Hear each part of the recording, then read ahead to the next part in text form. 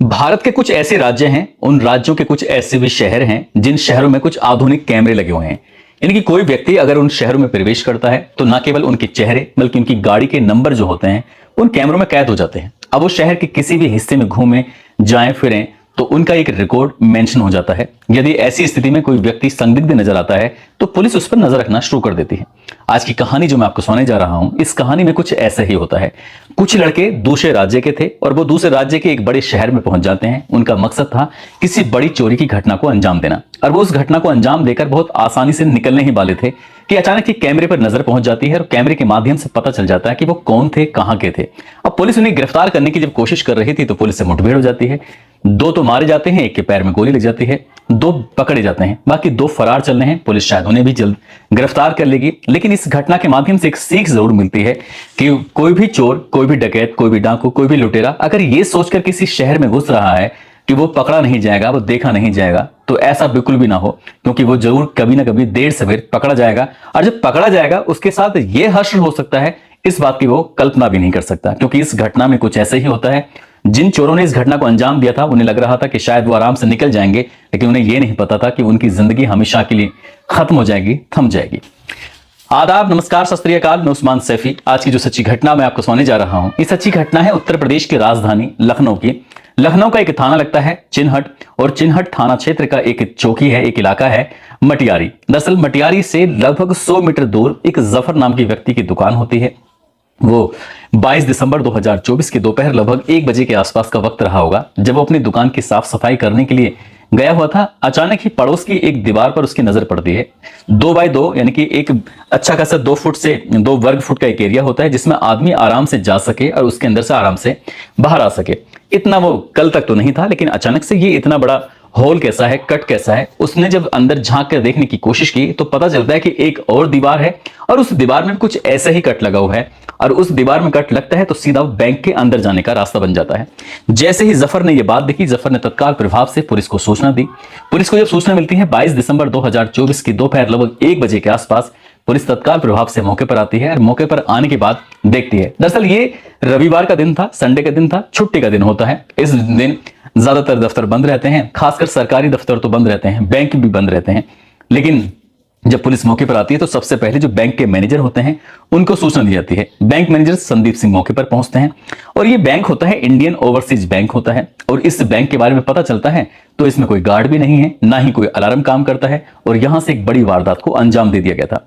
Bank Sunday के दिन खुलवाया जाता है, देखा जाता है तो पता चलता है, बैंक मैनेजर थोड़ी तसल्ली करता है, कहता है कि साहब 12 लाख रुपए तो रखे हुए हैं, लेकिन 12 लाख नहीं बल्कि बहुत बड़ी चोरी हो गई थी। इतनी बड़ी चोरी उस बैंक मैनेजर ने और पुलिस वालों ने इस बात का अंदाजा भी नहीं लगाया था। जैसे लॉकर रूम की तरफ जाते हैं तो गिनती की जाती है, लगभग टोटल मिलाकर 90 लॉकर होते हैं, और 90 लॉकरों में से जब देखा जाता है तो 42 लॉकर के ताले टूटे हुए थे। उनके अंदर अब जो कीमती सामान हो, चाहे वो सोना हो, चाहे वो चांदी हो, चाहे वो हीरा हो, या फिर कोई जरूरी कागजात हो, या फिर नकदी हो, या कुछ भी हो, सब के सब खाली थे। और जब इस बात की सूचना पूरे शहर में आग की तरह फैल जाती है, और जैसे ये खबर फैलती है तो जिन जिन लोगों के, जिन जिन व्यापारियों के, जिन जिन शिक्षकों के, जिन जिन आम लोगों के, जिन जिन आसपास के लोगों के यहां पर लॉकर होते हैं, उन लोगों में हड़कंप मच जाता है। हड़कंप ऐसा मचता है कि लोग रोते हुए, बिलखते हुए टोटल मौके पर पहुंच जाते हैं, और जाने के बाद देखते हैं जिनके लॉकर सुरक्षित थे वो तो ठीक थे, शांत थे, लेकिन जिनके लॉकर टूटे हुए थे उनकी नींदें उड़ जाती हैं। किसी को अपनी बेटी की शादी की चिंता सता रही थी, तो किसी ने अपने बच्चों की पढ़ाई के लिए कुछ पैसे रखे हुए थे, किसी ने किसी काम के लिए रखे हुए थे, किसी ने अपना घर बनाना था। हजारों सपने थे और वो सपने एकदम से टूट गए थे, जैसे कि लॉकर के ताले टूटे थे। अब उसके बाद फिर रोना पीटना शुरू हो जाता है। पुलिस मौके पर पहुंचती है। पुलिस ने अब यहां पर आने के बाद जब सीसीटीवी कैमरे खंगालने की कोशिश की तो एक सीसीटीवी कैमरे में पता चलता है कि 22 दिसंबर 2024 की रात लगभग 12:35 के आसपास चोर अंदर प्रवेश करते हैं, जिसमें 4 चोर अंदर जाते हैं। 2-3 या उससे ज्यादा चोर जो होते हैं वो उन पर नजर रखे हुए थे कि कहीं कोई बाहर का कोई व्यक्ति ने देख तो नहीं रहा है। लेकिन सुबह के जैसे 4:35 का वक्त होता है, चोर जिस दीवार में कट लगाकर अंदर प्रवेश करके गए थे उसी कट से वो बाहर वापस आ जाते हैं, और ये घटना को अंजाम देने के बाद आराम से निकल जाते हैं। अब पुलिस के लिए एक बहुत बड़ी चिंता का विषय बन गया था कि ये 42 लॉकर जो टूटे हुए थे, इन 42 लॉकर में आखिरकार कितना सोना, कितना पैसा, कितनी चीजें रखी हुई थी, ये कैसे तय हो सकेगा। साथ ही जितने भी ये आसपास के इलाके हैं। आखिरकार किसने इस घटना को अंजाम दिया होगा? अब पुलिस कैसे उन तक पहुंचेगी? ये पुलिस के लिए बड़ी कह सकते हैं कि बड़ी चैलेंज वाला, चुनौती वाला विषय बन गया था।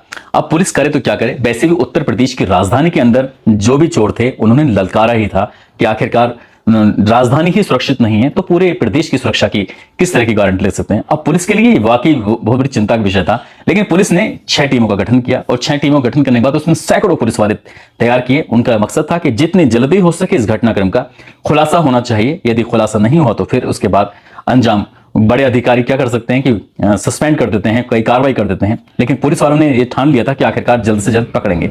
पुलिस वालों ने जो भी शहर में लगे हुए सीसीटीवी कैमरे थे, लगभग 500 से ज्यादा कैमरों को खंगालना शुरू कर दिया। अब 500 ज्यादा जब कैमरे खंगाले जाते हैं, साथ ही जब बैंक के अंदर लगा हुआ सीसीटीवी कैमरा था वो सुरक्षित था, ठीक ठाक था, उसके बाद उसके डीवीआर के माध्यम से देखने की कोशिश की तो एक चोर ने हेलमेट पहना हुआ है और वो इस बीच में वो फोन पर भी बातचीत कर रहा था। लगभग 3 बार उसने बातचीत करने की कोशिश की थी, उसका फोन कहीं दूसरी जगह लगता था। अब ऐसी स्थिति में पुलिस के लिए 2 चीजें थी। एक वो फोन जो उस बैंक के अंदर चला था, उस टावर में जितने भी फोन थे उन सभी फोन जो इस वक्त में एक्टिव थे, रात के 12:35 से सुबह लगभग 4:35 के आसपास तक जितने भी कैमरे नहीं बल्कि मोबाइल चल रहे थे उनको सर्विलांस पे लिया जाता है। ये छांटा जाता है उन हजारों या लाखों नंबरों में से वो नंबर तलाशना था जो इंडियन ओवरसीज बैंक के अंदर चल रहा था, काम कर रहा था। उसमें एक नंबर संदिग्ध होता है और वो नंबर होता है अरविंद कुमार का, जिस पर थोड़ा सस्पिशियस था।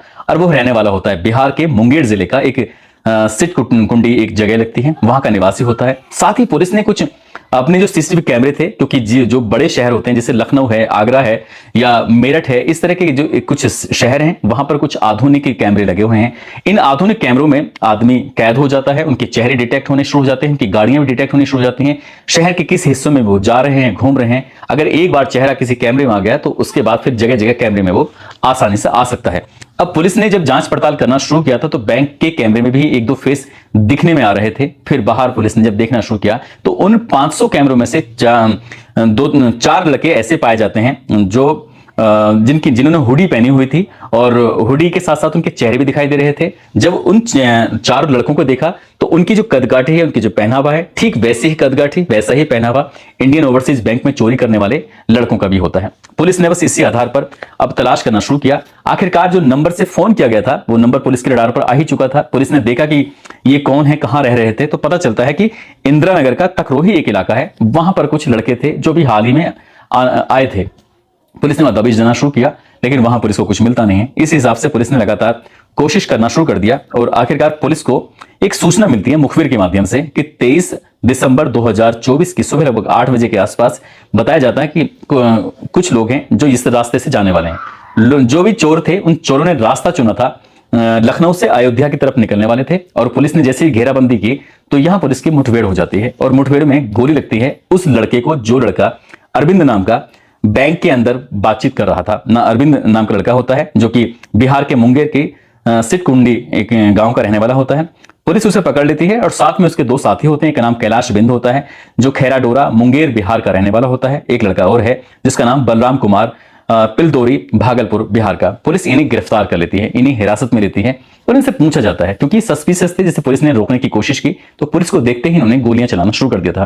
पुलिस ने इनसे पूछा कि तुम कहां जा रहे थे, कहां नहीं जा रहे थे, तुम्हारा इधर क्या काम था, तुम बिहार के रहने वाले हो। जब इन तरह के तमाम तरह के सवाल जवाब किए तो ये सवाल जवाब में ज्यादा टिक नहीं पाते। उनकी तलाशी ली जाती है, इनके पास कुछ ज्वेलरी मिलती है, सोना मिलता है और ये पता चलता है कि हाँ ये लूट में शामिल ही थे। अब पुलिस ने जब इनसे पूछताछ करना शुरू किया है, जैसे अरविंद के पैर में गोली लग जाती है, 2 उसके साथी होते हैं कैलाश बिंद और बलराम। इनसे पूछा जाता है कि तुम इस घटनाक्रम में कितने शामिल थे जो ये बैंक में चोरी हुई है। तो बताते हैं कि एक बिहार से इन्होंने प्लान बनाया। 6 ये साथी होते हैं, एक का नाम होता है अरविंद, एक बलराम होता है, कैलाश, मिथुन, सनी दयाल, सोबिंद। ये 6 के 6 दोस्त होते हैं। ये लखनऊ के इंदिरा नगर के एक तकरोही जगह लगती है, वहां पर किराए के मकान में रहते हैं। वहां रहने के बाद अब इन्होंने एक प्लान बनाया कि जितने भी असुरक्षित बैंक हैं उन बैंकों को देखा जाए, उनकी रेकी की जाए। 17 दिसंबर को ये शहर में प्रवेश करते हैं और चिन्हट का ही रहने वाला एक लड़का विपिन वर्मा इनके साथ हो जाता है। लगभग 20 या 22 साल के आसपास का वो लड़का रहा होगा। जितने भी ये दोस्त होते हैं इनकी उम्र ज्यादा नहीं, 28 साल से कोई ज्यादा नहीं था, सबके सब इनकी उम्र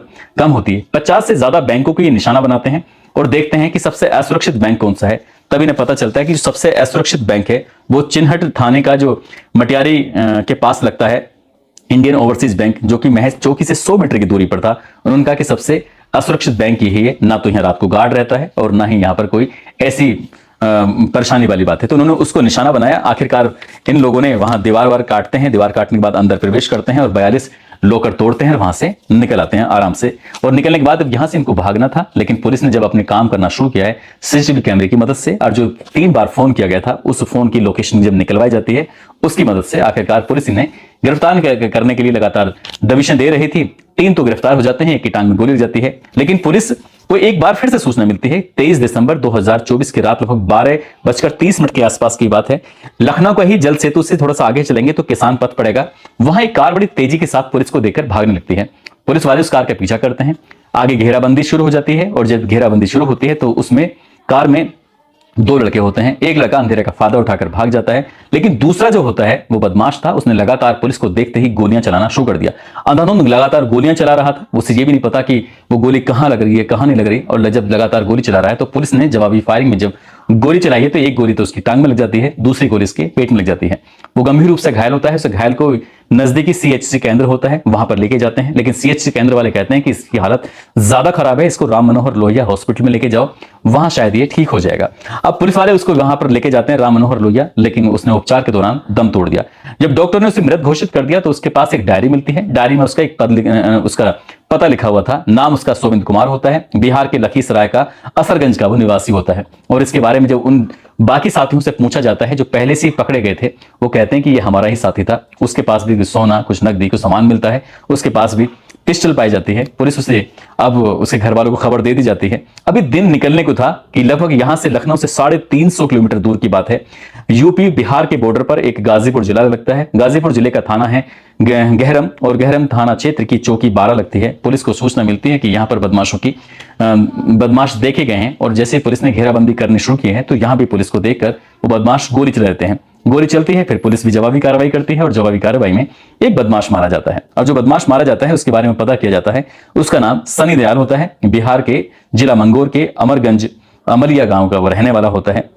अब इनके पास से लगभग 1 किलो 889 ग्राम सोना पाया जाता है, 1240 ग्राम लगभग चांदी पाई जाती है और 3 लाख रुपए के आसपास नकदी इनके पास से मिल जाती है। लेकिन पुलिस की रडार पर अभी 2 और हैं। एक लड़का जो लखनऊ का रहने वाला होता है, विपिन वर्मा जिसका नाम होता है, जिसने कि पूरी कहानी इसमें इन लोगों को मुखबरी करता है, इन लोगों को बुलाता है और इनके माध्यम से चोरी की घटना को अंजाम देता है। साथ ही एक और साथी होता है जो बिहार से आया था, जिसका नाम मिथुन कुमार होता है, लखीसराय के जानकी डीह का रहने वाला। ये भविष्य में पकड़े जाएंगे या फिर पुलिस की गोली से मारे जाएंगे, इस बारे में तो कुछ कहा नहीं जा सकता। लेकिन ये सोचकर आए थे कि लखनऊ जाएंगे, लखनऊ में जाकर चोरी करेंगे और उस बैंक है असुरक्षित बैंक में ना कोई गार्ड है, ना ही वहां का कोई अलार्म बजने वाला है, और वो घटना को अंजाम देकर करोड़ों रुपए का जो माल है वो लेकर साफ हो जाएंगे। लेकिन पुलिस उनसे ज्यादा कहीं तेज निकलती है और इस घटना को 28 घंटे का समय भी नहीं बीतता है, और 28 घंटे के बाद ही 3 लोगों को तो सकुशल पकड़ लिया जाता है कि टांग में गोली लगती है 3 में से, और 2 उसमें पुलिस की मुठभेड़ में मारे जाते हैं। 2 बाकी हैं। टोटल मिला के 7 लोगों ने इस घटना को अंजाम दिया था। अब उन 7 की हिस्ट्री खंगाली जा रही है कि बिहार में ये कहीं अलग अलग जगहों पर उन्होंने किन किन घटनाओं को अंजाम दिया था। दोस्तों, इस पूरे घटनाक्रम को सुनाने का उद्देश्य भी किसी को परेशान करना नहीं है, किसी का दिल दुखाना नहीं है, बल्कि आपको जागरूक करना है, आपको सचेत करना है, आपको बताना है कि जो रास्ता गलत रास्ता जाता है, उस गलत रास्ते की जो दूरी होती है, लगता तो ऐसा है जैसे शॉर्टकट में आप बहुत कुछ हासिल कर सकते हैं, लेकिन उसकी रफ्तार भले तेज हो लेकिन ज्यादा दूर तक चल नहीं पाता। जैसे कि इस कहानी में होता है, 2 लड़के की जिंदगी हमेशा हमेशा के लिए खत्म हो गई। उन्होंने अच्छा रास्ता अपनाया होता तो लंबी जिंदगी जीते। इसलिए गलत रास्ते पर ना चलकर अच्छे रास्ते पर चलना चाहिए। जाते जाते ऋषिकेश के रहने वाले हैं विजेंद्र कुमार, आज इनका जन्मदिन है। इनको जन्मदिन की ढेरों सारी शुभकामनाएं, बहुत बहुत मुबारकबाद। साथ ही कुछ लोगों ने नाम लेने की अपील की है, जिसमें चंद्र चौहान है, रितु शर्मा, शमशेर खान, फिरोज सैयद, अंजलि, नासिर खान, मोहम्मद फैसल, मनीष कुमार, सलमान खान पठान, यूसुफ अली, केशव राणा, मिथुन मीणा, डॉक्टर विकास यादव, अशरफ अली, भेरूलाल गुज्जर, नकुल प्रसाद मौर्य, नईम कुरैशी, अलीम खान, मोहम्मद राशिद मसूद जो दरभंगा के रहने वाले हैं। आप सब लोग अपना ख्याल रखें, सुरक्षित रहें। जय हिंद, जय भारत।